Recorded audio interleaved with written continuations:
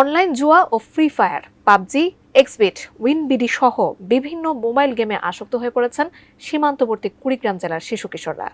অনেকেই জুয়ার টাকা জোগাড় করতে অল্প বয়সে পড়াশোনা বাদ দিয়ে জড়িয়ে পড়েছেন চুরি, ছিনতাই সহ নানা নাশকতায়।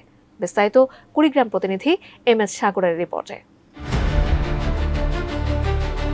হারিয়ে যাচ্ছে লোকজ খেলাধুলা।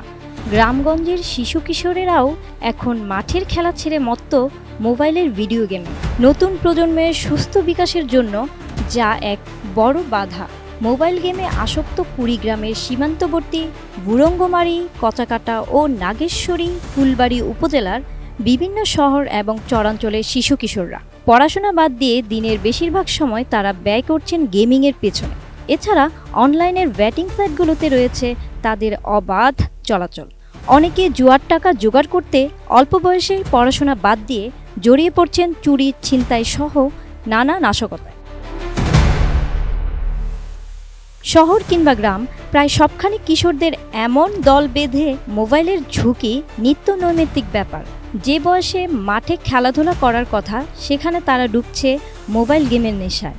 দেশের দারিদ্র পীড়িত সীমান্তবর্তী জেলা কুড়িগ্রামের বিভিন্ন উপজেলার শহর ও চরাঞ্চলের শিশু কিশোরদের আসক্তি বেড়েছে মোবাইল গেম নিয়ে।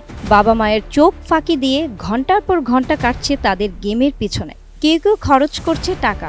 অনলাইন জুয়া ও ফ্রি ফায়ার, পাবজি, এক্সবিট, উইনবিডি সহ বিভিন্ন মোবাইল গেম থেকে দূরে থাকতে এবং পুলিশ প্রশাসনের পদক্ষেপ চান তারা।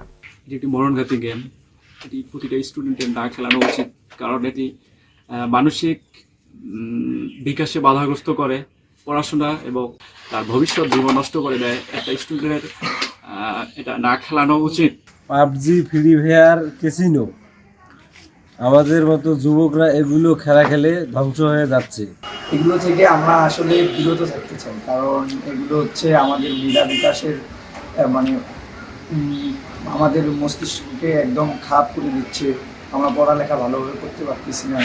এইসব আসলে একটা আইনভাবে ব্যবস্থা নেওয়া উচিত। কোয়ালিটি সম্পন্ন আন্তর্জাতিক মানের still bar CSRM, committed for better still.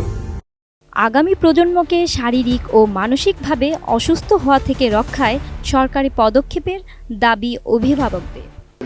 বেআইনিভাবে সমস্ত এলাকায় চলছে, কোনো আইনের কোনো প্রয়োগ নাই, কোনো নাই। এটার জন্য একটা নতুন করে আইন করা দরকার। উক্তি বয়সের ছেলেপেলে থেকে শুরু করে যারা কৃষক এবং সাধারণ ঘরের ছেলেপেলে তারাও ধ্বংস হইতেছে।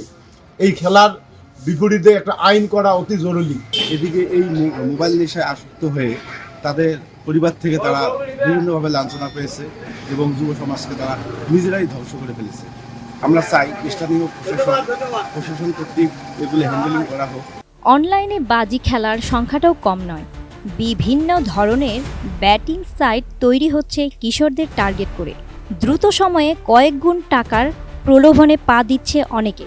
উপজেলা নির্বাহী অফিসার অনলাইন বাজি খেলার বিরুদ্ধে ব্যবস্থা নেওয়ার কথা জানান। এগুলো দূর করতে হলে আমাদের সামাজিক আন্দোলন গড়ে তুলতে হবে। শুধু আইন এবং বিচার দিয়ে আসলে এগুলো নির্মূল করা সম্ভব না। তো আমরা উঠান বৈঠক সহ সচেতনতামূলক কাজ করে যাচ্ছি এবং আমরা নিয়মিত টহল সহ মোবাইল কোর্টের আওতায় নিয়ে আসার চেষ্টা করছি। বেশিরভাগ মোবাইল গেম বাংলাদেশে নিষিদ্ধ হলেও VPN এর মাধ্যমে তাতে যুক্ত থাকে কিশোররা। Desk report, ATN news.